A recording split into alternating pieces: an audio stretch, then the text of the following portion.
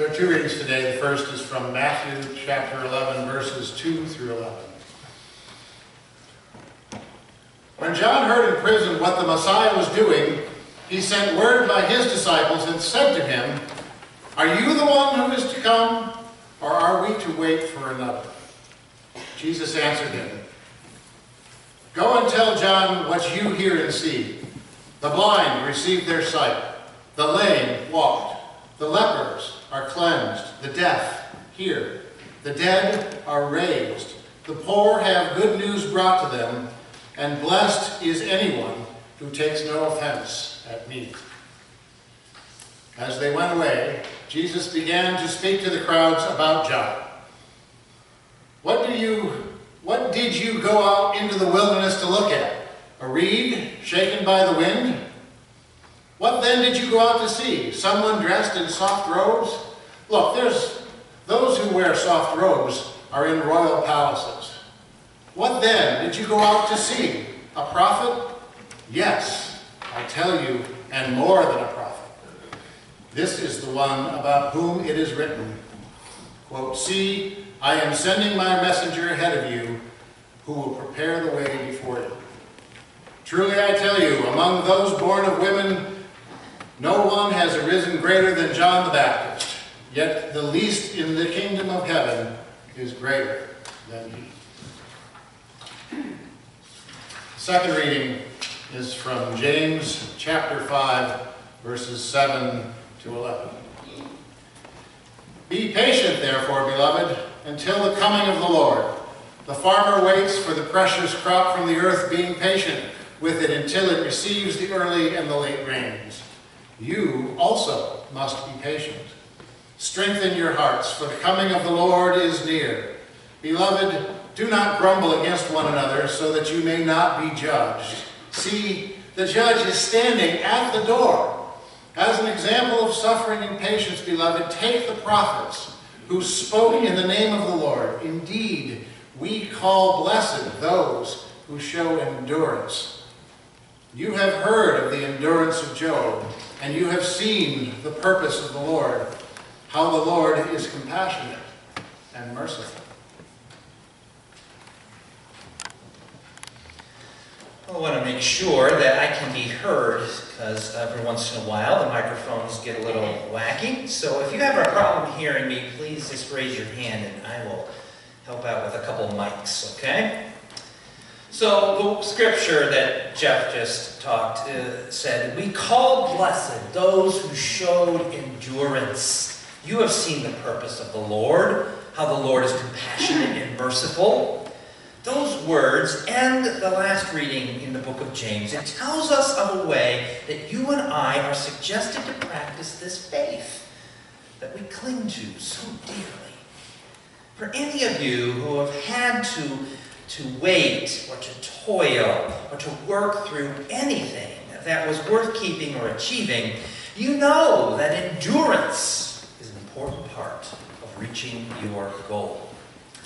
The same is true of our faith. Our faith is not one which demands that we win or one that demands we realize immediate satisfaction or to even have a victory. Instead, our faith expects that we endure, and in that enduring time, that we love. This can be a difficult path to follow, though. Endurance and love at the same time. Love is a difficult path. It doesn't always present itself, and it certainly doesn't always lead to beautiful days of waiting. Sometimes love requires us to slog through times of shame or regret, times of anxiety, or maybe even times of fear. And that's, of course, far from what any of us would like to experience. I know. And it is certainly far from what many of us have been told is the victory that Christ should bring us. But you and I know the truth. Love sometimes is a difficult path. But this is Christmas time, Pastor Ken. Why would you preach on such a difficult subject? Yeah, it is difficult. But that's what the coming of Christ presents. Why difficult? Well, because loving is a difficult thing sometimes. Have you ever had a situation in your life when you had to forgive someone? Now, I'm not talking about forgiving someone for walking off with your pen, but, I'm talking about something that was done to make you question another person's regard for you.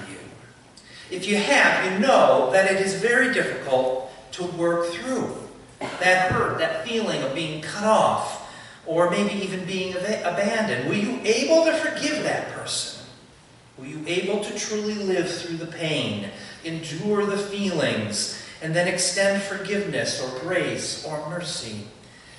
If you did, you were achieving a level of understanding of love that few people can ever attain. That's one part of the path of love that's difficult. You know this to be true, and you know the biblical significance of such an ability to forgive.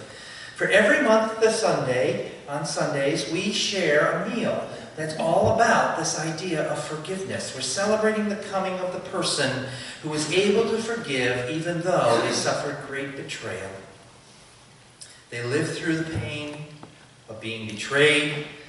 They were even killed because of that betrayal. And yet, while he hung from his wrists and his feet nailed to the cross, Christ prayed for our well-being and our forgiveness from the one who could have wiped out our existence for this terrible deed. But have you ever been on the other side of an event? Have you ever been the offender? Have you ever done something wrong and felt the pain or the shame and abandonment that your wrongdoing has caused someone else? There are many responses that we can give when we realize that we've done this. We can deny that it ever happened and attempt to wish it away. We can blame somebody else. We can even blame the person that we have wronged. But we can take another path, though. Approaching someone and asking their forgiveness can be a harrowing experience because it's very humbling. It's even frightening. But in the name of love, and not in our name, we must do so.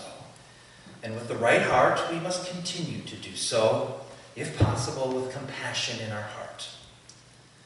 Now, what happens, though, when you attempt to right a wrong for which you have done and the other person has difficulty accepting? There are many responses to this also. Some of them include even yet more denial, even anger that they refused. The temptation to do that is also a very great thing. And we must resort to the special gift that was brought to us at Christmas time. It's love.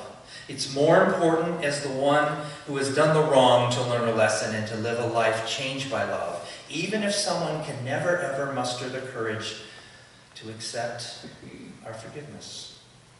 It's a part of being human.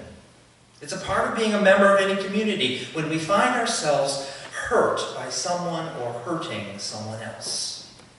And for the meaning of Christmas, the coming of God into this world, to have true meaning in our lives, we must embrace this difficult path of love. Now, we celebrate the season of Christmas because we've been given the gift of Christ in love. The Christ brings us a new way of life. Yes, we are a benefactor of love, which we should celebrate. For the endurance that Jesus had in his life and on the cross, we are a changed people. That's what we're celebrating. The birth of someone who cares for us so much that they endured so much.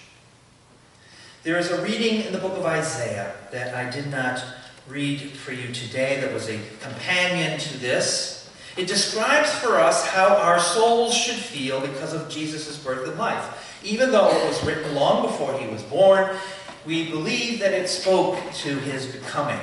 It says, "The wilderness and the dry land shall be glad. The desert shall rejoice and blossom. Like the crocus, it shall blossom abundantly and rejoice with joy and singing. Strengthen the weak hands and make firm the feeble knees. Say to those who are of a fearful heart, be strong. Do not fear.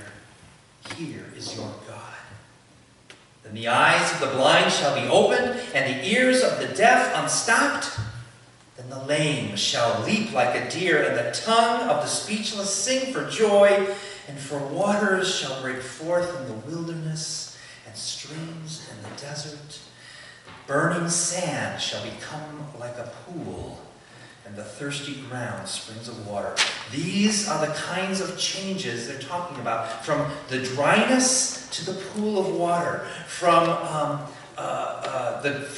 bud to a flower. The change that happens in not only our hearts, but hopefully the people who we either have to forgive or have given forgiveness to us, the world who we have wronged, or the world that has wronged us.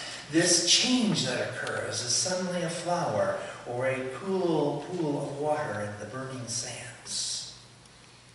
It's a difficult thing, but this is what God is promising us. This is what Jesus came here to offer, to say, it's not over yet.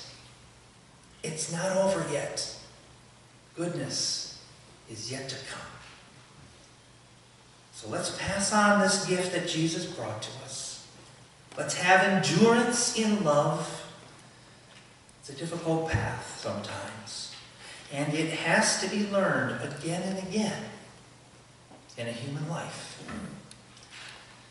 You know, or you say you know how to live fully. God constantly has more for us to learn.